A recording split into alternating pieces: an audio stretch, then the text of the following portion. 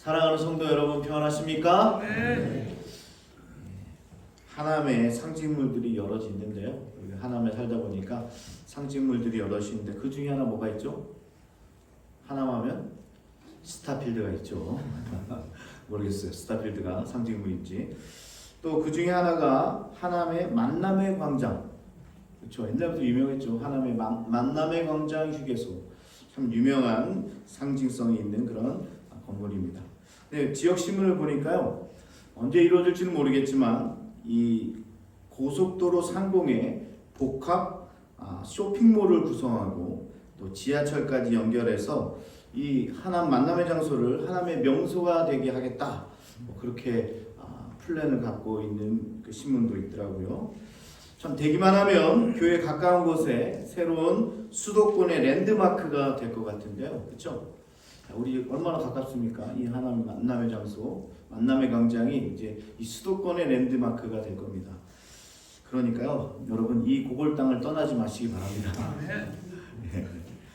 어떻게 변할지 모르는 땅입니다. 여기 정말 우리가 꿈과 희망을 이야기하지만 정말로 이 땅이 어떻게 변할지 모르는 거죠. 이처럼 사람들이 모이는 곳은 나름의 의미가 있습니다. 참 의미 있는 곳이죠. 이름도 만남의 광장 아닙니까? 만남의 광장. 사람의 만남이 있는 곳이죠. 내가 정말 그 만남을 통해서 새로운 뭔가가 시작될 수 있는 그런 곳이 바로 이 하나님이라는 거죠. 자, 특히나 누군가와의 첫 만남의 장소가 여기라면 더더욱 뜻깊겠죠. 이 하나님이 이제 앞으로 만남의 광장이 될 것이고 또 어떤 누군가와 첫 만남이 여기서 이루어졌다면 그것만큼 참 감사하고 뜻깊은 일이 어디 있겠습니까? 그렇죠? 혹시 여러분들은 지금의 배우자와 어디서 처음 만났습니까? 한번 생각해 보세요. 배우자와 어디서 처음 만났나요? 내가 왜 거기 그날 가가지고 말이야. 그렇게 후회하는 분 없으시죠? 내가 거기만 안 갔어도 이 아내를 안 만날 수 있었는데, 이 남편을 안 만날 수 있었는데, 그렇게 생각하지 마시고 내가 만났던 첫 만남. 자, 그렇다면요, 우리 신앙인으로서 하나님과의 만남도 굉장히 중요하다는 거죠. 이 만남의 광장, 이 하나님과의 만남도 너무나 중요합니다. 우리에게도 하나님과 인격적으로 사귀는 만남의 광장, 여러분 어디였습니까? 처음 주님을 만났던 그 장소. 여러분 평소에 이 하나님과 은밀하게 만나는 여러분들만의 특별한 장소는 혹시 없습니까? 처음 만났던 장면 말고 이제 앞으로 하나님과 계속 좀 사귀어갈 때 하나님과 특별하게 만나는 장소가 어딘지 여러분 속으로 한번 생각을 해보십시오.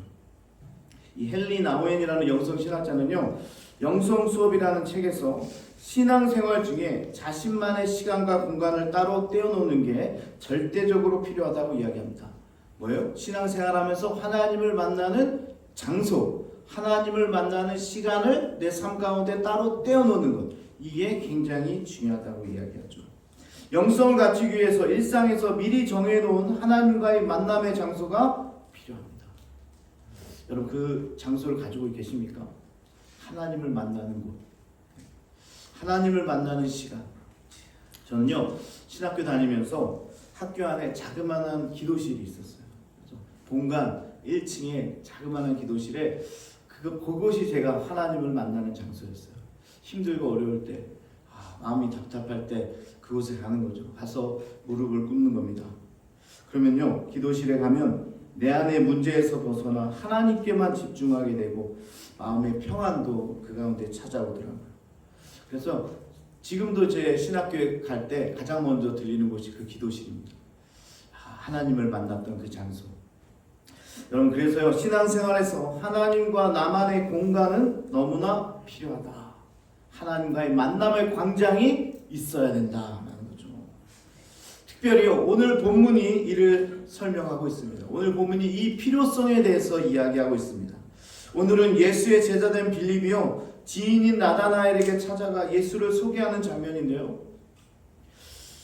그 이야기를 들은 나다나엘의 태도가 굉장히 회의적입니다.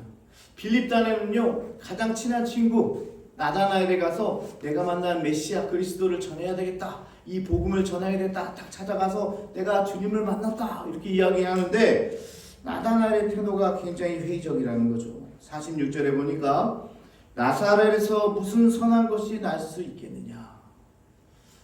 나사렛에서? 당신은요 메시아를 대망하던 때입니다. 메시아를 기다리던 시대예요. 자기들이 그렇게나 기다리던 메시아가 나사렛 같은 시골 출신이라니까 받아들일 수가 없었던 거죠. 야, 메시아를 만났어. 그래? 그분이 어떤 분이야? 나사렛 출신이래. 뭐? 나사렛? 야, 그 깡촌에서? 시골에서? 자, 오늘 그런 말씀인 거죠. 여기서 중요한 사실은 오늘 말씀을 이끄는 핵심의 키가 바로 이 장소라는 겁니다. 장소. 오늘은요, 이 장소가 굉장히 중요한 개념이에요. 하나님을 만나는 장소죠.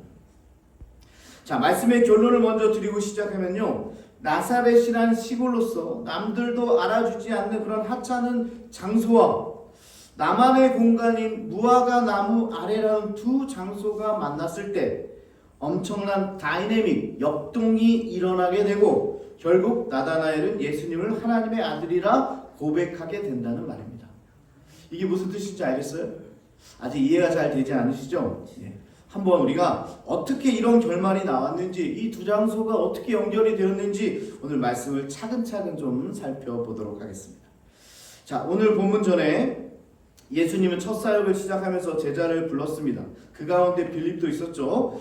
빌립이 주님을 만나 너무 기쁜 나머지 자신의 절친인 나다나엘에 가서 이 기쁜 소식을 전하는 거예요. 우리가 드디어 메시아를 만났다. 야, 그리스도를 우리가 만났어. 알고 보니까 요셉의 아들 나사렛 예수였어. 막 흥분해서 이야기하는 거죠. 요셉의 아들 나사렛 예수야. 그가 그리스도야, 메시아야. 저처럼 이렇게 신나게 복음을 전하는데 친구, 절친인 이 나다나엘은 그 반응이 굉장히 회의적이었어요. 굉장히 무반응입니다. 자, 먼저 굳이 요셉의 아들이라는 표현을 쓴 것을 봐서는요, 아마도 빌립과 나다나엘 둘 다 요셉에 대해 들었거나 알고 있었다는 겁니다. 왜 하필 요셉의 아들이냐? 나다나엘도 그렇고 빌립도 그렇고 그 옆 동네 사람이니까요. 이 요셉을 이미 알고 있는 거예요. 내가 아는 요셉 아저씨의 아들이라고? 내가 아는 요셉의 아들이라고? 메시아가? 야, 그 요셉 그분 완전히 흙수저잖아. 야, 그분의 아들이 메시아라고? 자, 여기서 이미 고개가 갸우뚱거립니다. 아니, 우리가 알고 있는 요셉의 아들이라고? 근데요, 거기다가 나사렛 출신이라. 나사렛 출신? 자, 그러니까 이 아니라는 확신이 막 드는 거예요. 이건 말도 안 돼. 네가 지금 잘못 현혹된 거야. 구약을 통한 메시아의 탄생이요, 다윗의 고향인 베들레헴이지 시골 깡촌인 나사렛은 아니지. 베들레헴에도 태어났다고 그래야지. 무슨 나사렛? 말도 안 돼. 그러니까 당연히 나다나엘은요, 무슨 나사렛에서 선한 것이 나올 수 있겠느냐, 이렇게 회의적인 반응을 할 수밖에 없었던 거죠. 여러분 이해가 되십니까? 무슨 말도 안 돼. 아직도 여러분들 이해를 못하시는 분들이 한 두 분 계신 것 같아서 제가 이 부분을 쉽게 한번 각색을 해보겠습니다. 교회 한 청년이 친구를 데리고 온 거예요. 교회 한 청년이 자기 친구를 데리고 왔습니다. 목사님 이리 와 보세요. 아, 왜 바쁜데 왜? 제가요 고골에 사는 친구를 데리고 왔는데요, 얘가요 앞으로 대통령이 될 만한 청년이에요. 고골에서요 농사만 짓느니라 못 배웠는데요, 대학도 못 나왔는데요, 한번 보세요. 해안이 끝내줘. 한 청년이 와서 그러는 거예요. 고골에 한 친구를 데리고 와가지고, 목사님 내가 데려온 친구 한번 봐주세요. 얘 아마 대통령 될 감이에요. 아, 여러분들은 놀라지도 않으시네요. 고골에서 대통령감이 나왔어요. 한때 차도남이자 뉴요커인 저로서는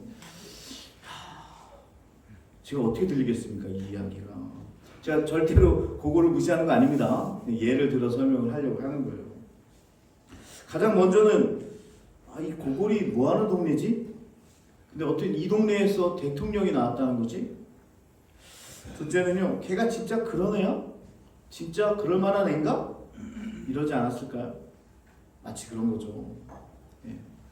지금 나사렛이란 동네가 그렇다는 거예요. 아주 깡촌이에요. 예. 거기는 배움도 없는 곳이에요. 그런 곳에서 메시아, 그리스도, 소위 지금 대통령 이러고 있는 거죠. 자, 빌립은요 회의적이었던 나다나엘에게 말로는 어떻게 더 이상 이야기할 수가 없으니까 어떻게 해요? 한번 와봐, 한번 가봐, 한번 가보자. 우리 주님한테 한번 가보자. 권면을 합니다. 이 통사정하는 친구 때문이었는지 나다나엘이 예수님을 찾아가게 됩니다. 그런데 예수님은요 나다나엘을 보고 이렇게 말씀하십니다. 47절에 보라, 이는 참으로 이스라엘 사람이라 그 속에 간사한 것이 없도다. 자, 보세요. 나다나엘은요 예수님에 대해서 그냥 믿었게 생각했어요. 그렇게 뭐 대단한 사람일까 하면서 그냥 친구가 자꾸 가자니까 온 거예요. 그런데 예수님은요 이 나다나엘을 처음 보는 순간 참으로 이스라엘 사람이다, 과찬을 지금 하고 있는 거예요. 자, 여기 부분을 우리가 좀 자세히 좀 살펴보도록 하겠습니다. 어떻게 보면요 흐름상 나다나엘은 예수님에 대해 부정적인 이야기를 한 상태예요. 그럼에도 불구하고 예수님은요 나다나엘에게 최고의 칭찬을 하고 있습니다. 어떻게 이럴 수 있을까요? 먼저는요 이런 생각이 드네요. 예수님이 무슨 자존심도 없나? 자신을 무시하는 사람을 이렇게까지 지켜 세워줄 필요가 있나? 이렇게 무시하는데 예수님은 왜 이렇게 과한 칭찬을 하고 계실까? 목사님, 꼭 예수님이요 나다나엘이 자신에 대해 그렇게 생각하는지 모르지 않겠어요? 그러니까 보고 칭찬한 거 아닙니까? 이에 대한 대답은요 48절에 나다나엘이 어떻게 나를 아시나이까? 라는 물음에 예수님께서 빌립이 너를 부르기 전부터 무화과 나무 아래에 있을 때부터 보았다 라고 예수님께서 대답한 것으로 봐서는요 예수님은 이미 나다나엘이 자신을 어떻게 평가하는지도 알고 있었습니다.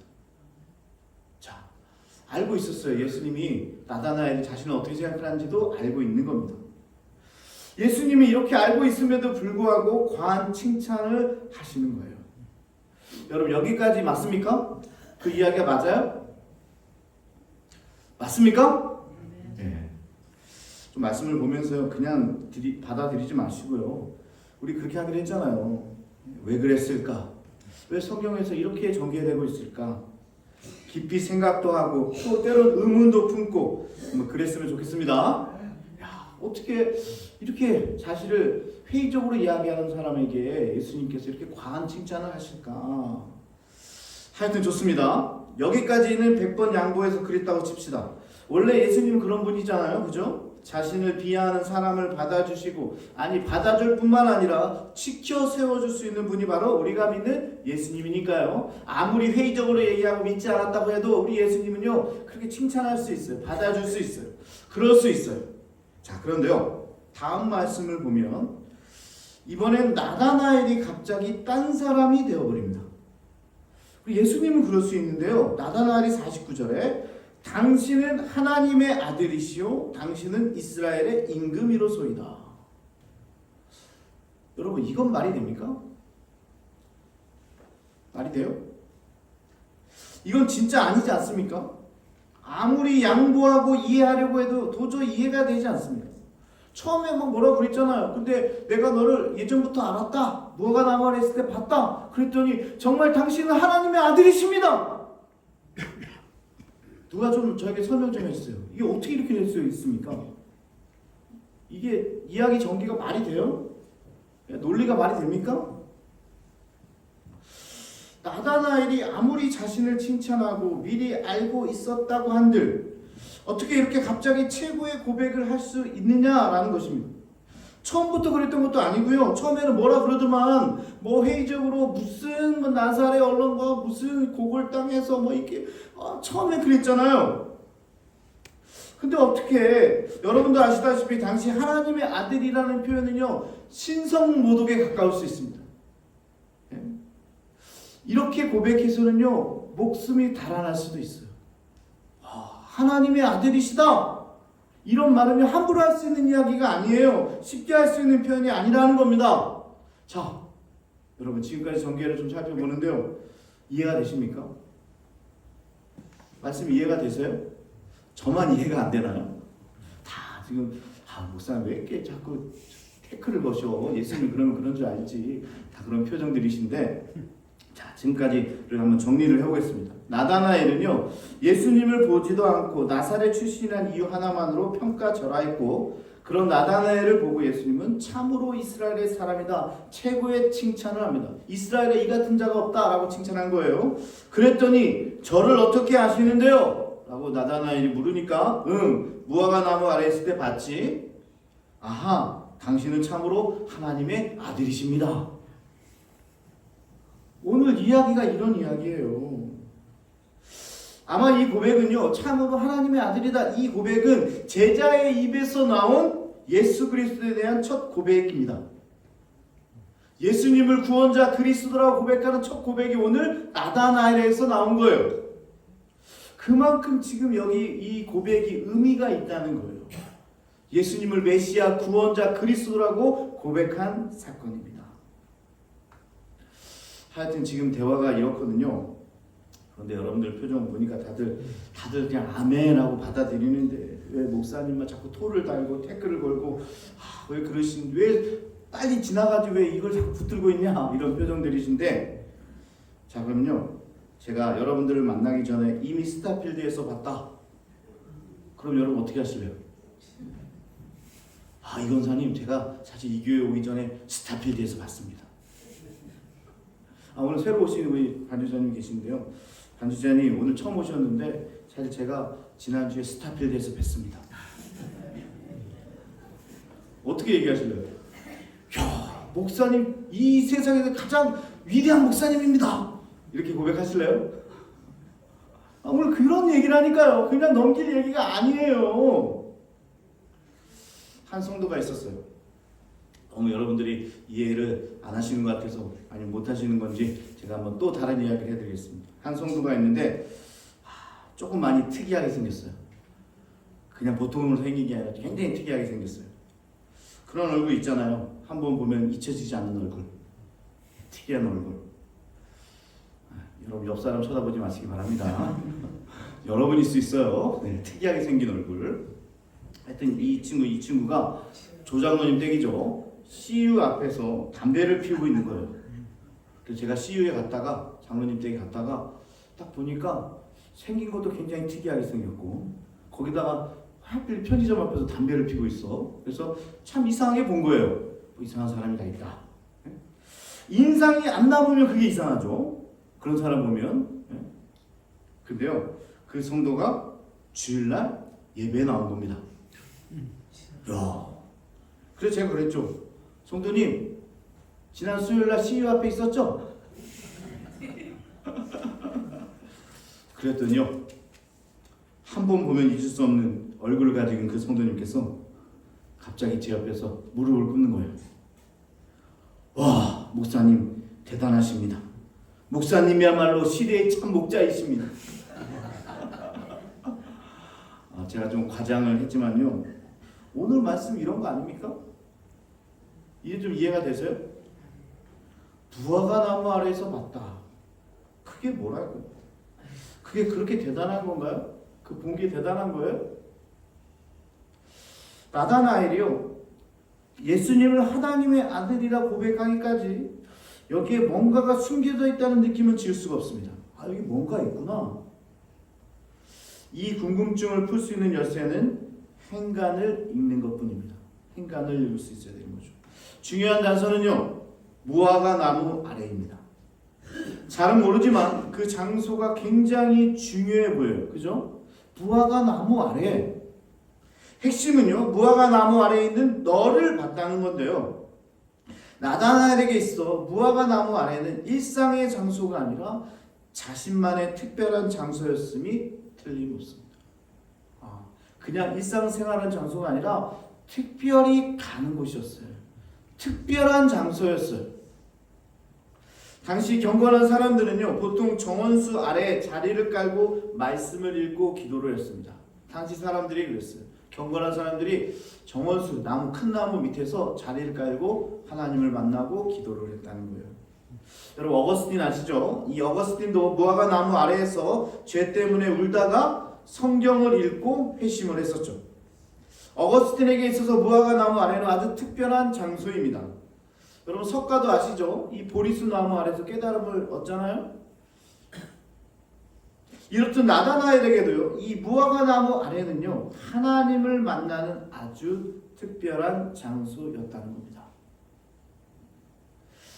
무화과 나무, 내가 힘들고 어려울 때 찾아가는 곳이 나만 아는 장소예요. 나만 알고 그 자리에 가는 거예요. 거기서 문제를 하소연하고 회개의 눈물을 흘리고 때로는 기쁨의 환호성을 지르고 하나님과 자신만의 특별한 장소였다는 겁니다. 하나님을 마음 깊이 묵상하는 장소가 바로 이 무화과 나무 아래였다는 거예요. 근데 거기에 있던 나를 예수님이 아신 거예요. 저도 어렸을 때 저만의 공간이 있었습니다. 아주 어렸을 때 저만의 공간이 어떤 공간이냐?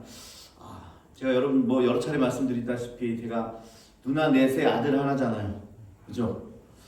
누나들이 가만히 있다가 우리 엄마만 어디 출타하면 그렇게 저를 공격합니다. 저를 그렇게 못살게 굴어요. 평소에 엄마가 아들만 잘해주니까 벼르고 있다가 엄마만 사라지면 그냥 저에게 공격을 하니까 저는요 어머님이 출타하실 때면 무방비 상태가 될 때가 많았어요. 그러니까 누나들이 더 막 약을 올려요. 그러다 내가 억울해서 막 울잖아요. 그러면 사내가 운다고 또 놀려요. 야 어떻게 남자가 울 수가 있어? 너 사내 아니구나? 그런 얘기를 하면서 또 막 놀려요. 한 배에서 난 피부치들이 어떻게 이럴 수가 있어요? 너무하지 않아요? 그때마다 제가 항상 가던 곳이 있어요. 보일러도 들어오지 않는 방, 저 구석에 있는 방, 또 방에서 방 구석에서 혼자 벽을 바라보고 울었던 기억이 있습니다. 그 방 구석이잖아요. 이 사각 이런 데죠. 이런데 사각에 가서 벽을 바라보고 혼자 울고 있는 거예요. 누나들 있으면 또 놀릴까봐 그 방에 혼자 가는 겁니다. 여러분 아주 어렸을 때예요. 막 4살 때인가 그렇습니다. 그러니까 목사님 뭐 그런 일을 울고 그래. 그렇게 놀리시면 안 됩니다. 커서는 안 울어요. 아주 어렸을 때 4살 때 힘들면 가는 장소가 있었다는 거예요. 근데요 실은 혼자 울기도 했지만 그곳에 가면 마음이 그렇게 편했던 기억이 있어요. 거기 가서 울고 있으면요 마음이 너무 편해요. 누군가에게 위로받던 장소 같기도 하고 아마 울고 있던 나를 하나님께서 찾아와 만져주시고 위로해 주시고 눈물 닦아주셨던 것이 거기가 아닐지. 지금도 가끔 딱 그 장면이 떠올라요. 아마 가장 제가 어렸을 때 기억인 것 같아요. 그 벽 모서리에서 벽을 보고 울고 있는 거죠. 그 장면이 가끔 떠올라요. 저에게 가장 어렸을 때의 기억 같은데요. 가장 어렸을 때의 기억은 실은 그 사람 인생 중에 중요한 의미를 내포할 때가 있어요. 혹시 여러분들에게 가장 어렸을 때의 기억이 뭡니까? 한번 이 시간 생각해 보십시오. 내가 가장 어렸을 때, 아니 나의 가장 오래된 기억, 내가 지금 그때 그 장면, 그 한 컷 생각나는 게 있습니까? 거기에 아마 어떤 의미가 들어있을 겁니다. 여러분도 한번 생각해 보시기 바랍니다. 저에게는요 그런 곳이 있었어요. 그것이 바로 하나님을 만나던 장소예요. 어린 제가 하나님의 위로하심을 받던 그 자리. 뭐 누나들이 그렇게 심하게 장난쳤겠죠. 뭐라고 했겠습니까? 그러나 그 어린 마음에 상처받고 가서 혼자 울고 있던 그 자리. 그런데요 그 자리를 헨리 나우에는 눈물의 장소, 바로 하나님을 만나는 기도의 벽장이라고 부르더라고요. 그걸 뭐라고 부른다고요? 기도의 벽장이다. 그런데요 신앙생활 한다는 건요 기도의 벽장이 있어야 돼요. 나와 하나님만이 아는 것, 내가 하나님을 만나는 그 눈물의 장소, 기도의 벽장이 있어야 되는 겁니다. 벽을 바라보고 기도한다는 의미는요 다른 곳에 시선을 두지 않고 오롯이 주님만 바라보겠다는 의지의 표현이에요. 이렇게 하나님을 만나는 은밀한 자기만의 공간, 이 기도의 벽장. 그런데요 누가 만약 누군가 내게 와서 너 4살 때 그랬었지? 그곳 이야기를 한다면 아마 저는 깜짝 놀랄 겁니다. 네가 그때 제주도에 살 때 그 서귀포에 그 초라한 곳에서 방에 보일러도 안 들어오는 그곳에 그 모서리에서 누나들이 좀 뭐라고 그랬다가 울고 있었지? 당신 선지자 아니야? 설교 들은 사람들 말고요. 여러분 오늘 말씀 이해가 되십니까? 네? 무화과 나무 아래에서 처절하게 메시아를 기다렸고 자신의 처지를 눈물 훔쳐가면서 아랬던 이 나다나엘을 예수님께서 알아봐 주는 거예요. 내가 너를 알고 있다. 그냥 무화과 나무 아래서 봤다는 정도가 아니고요. 나를 알아봐 주시는 거예요. 나의 아픔을 알고 계시는 거예요. 내가 누군지 아는 거예요. 내가 얼마나 힘든지 하나님께서 알고 계신 거예요. 그걸 예수님께서 이야기하는 겁니다. 그러니 나다나엘은요, 예수님을 하나님의 아들로 고백할 수밖에 없는 겁니다. 실은 빌립의 소개로 나다나엘이 예수님을 찾아간 게 아닙니다. 이게 또 무슨 얘기입니까? 오히려 예수님이 이미 그를 주목하시고 찾아오신 거예요. 할렐루야. 나다나엘이 간 게 아니라 예수님이 이미 그를 알고 찾아와 주신 거예요. 주님이 우리 인생 가운데 찾아오시면 그냥 끝나는 거예요. 결말을 볼 필요도 없어요. 그런데요, 여기서 눈여겨볼 부분이 바로 예수님이 그를 찾게 된 동기가 바로 무화과 나무 아래에서 하나님께 부르짖었던 그 묵상의 자리, 그 만남의 자리가 있었기에 이를 가능케 했다는 겁니다. 너무나 중요한 말입니다. 하나님께서 왜 찾아와서 만나주시고 이렇게 보살펴줬냐? 평소에 하나님을 갈급해했던 장소가 있는 거예요. 힘들고 어려울 때마다 하나님을 찾던 곳이 있는 거예요. 헨리 나운의 말을 빌리면요, 기도의 벽장이 있는 거예요. 그럴 때 하나님께서 찾아와 주셔요. 하나님께서 만나주셔요. 내가 너를 알고 있어. 내가 네가 얼마나 힘들지 알고 있단다.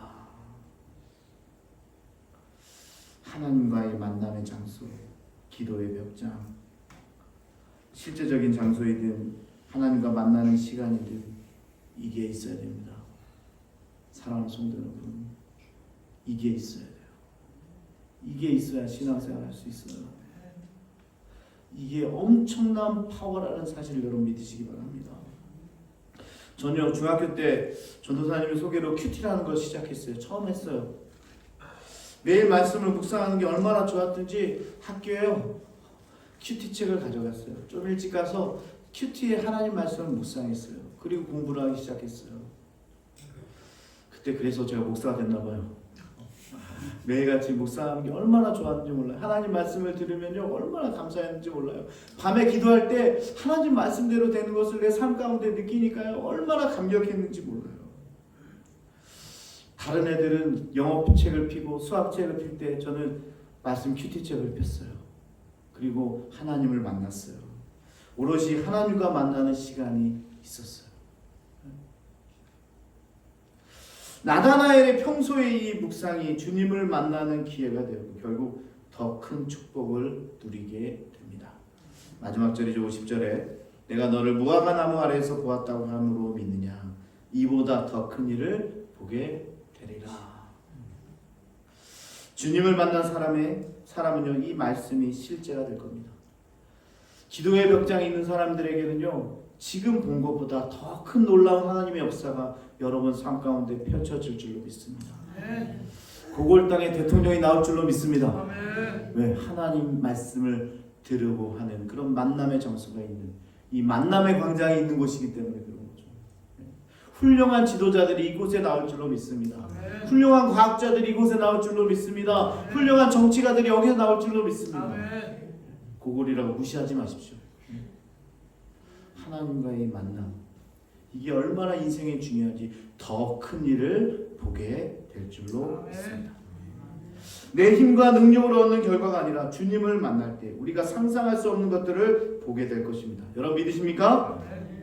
그에 대한 지장은 바로 말씀을 되새기며 그 뜻대로 살아가려고 하는 노력, 바로 이 묵상이 일상화되어야 한다는 거죠. 하나님과의 만남이 매일같이 일어나야 한다는 겁니다. 그래서 여러분 꼭 말씀으로 하루를 시작하기 바랍니다. 그래서 새벽 기도에 나오면 너무나 좋을 것 같고요. 만약에 사정이 그렇지 않는다면 아침에 말씀을 읽으세요. 그것도 안 된다면 차를 타고 가다가 오늘 새벽 기도 말씀 영상 유튜브에 올려놓잖아요. 유튜브 말씀을 들으세요. 그러면서 내가 하나님을 만나는 시간을 가지세요. 그럼 여러분의 삶도 놀라운 변화가 일어날 줄로 믿습니다. 말씀을 이제 정리하겠습니다. 여러분들에게도 나다나엘처럼 무화과 나무 아래 같은 묵상의 자리가 있으십니까? 하나님을 만나는 자리가 있으신가요? 조용한 어떤 장소, 책상, 그리고 어떤 기도실, 하나님을 만나는 장소, 그 장소에 하나님께서 여러분을 만나주시고 여러분의 아픔을 만져주실 줄로 믿습니다. 무화과 나무 아래라는 장소가 중요한 것은 바로 그것이 주님을 만나는 장소였고 주님이 그 묵상의 자리를 이전부터 보고 알고 계셨기 때문이다. 이 장소가 때로는 내게 너무나 힘든 장소일 수도 있습니다. 힘들고 눈물 나는 자리, 누구에게도 보이고 싶지 않은 자리일 수도 있겠죠. 그래서 하나님께 울고불고 하소연하는 그런 자리일 수도 있습니다. 그러나 그 자리가 복된 것은 하나님께서 이미 여러분을 알고 계시고 그 자리에서 얼마나 힘들었는지 그것을 보고 계시고 오히려 그 자리가 하나님께서 일하시는 자리가 되기 때문에 그렇습니다. 여러분도 그 자리를, 그 묵상의 자리, 하나님을 만나는 자리를 소유하는 여러분 되시기 바랍니다. 아멘. 여러분들이 만나는 하나님의 장소는 어디입니까? 마지막으로 묻겠습니다. 만약 없으시면요, 우리 교회 기도실인 소예배실로 그곳을 삼으시길 바랍니다. 시편 3편에서 하나님은 성산에서 그의 기도에 응답하신다고 말씀했어요. 그래서 우리 교회가 성산교회예요. 네, 왜냐하면 성산에서 하나님께서 응답하시겠다고 했잖아요. 그러나 이 성산에서 기도하는 자들마다 응답받는 놀라운 역사가 일어나는 거예요. 어떤 이가 그러더라고요. 왜 목사님께 기도 제목을 부탁하면 왜 이렇게 기도가 잘 들어져요? 그런 분이 계세요. 그래 꼭 저한테 기도 부탁해요. 제가 왜 그래요? 제가 성산교회 담임 목사니까. 하나님 그랬잖아요. 시편 3편을 읽어보세요. 성산에서 그의 기도에 응답하시리라. 여러분, 이 소예배실이 여러분의 기도의 벽장이 되기를 축복합니다. 네. 새벽 기도하는 자리가 여러분의 기도에 하나님과 만남의 자리가 되기를 원합니다. 네. 그렇게 하나님과의 만남의 자리가 있을 때 여러분의 삶에 놀라운 일들이 펼쳐질 줄로 믿습니다. 네. 우리 같이 찬양하고 기도하는 시간 갖겠습니다. 임재 같이 찬양하겠습니다.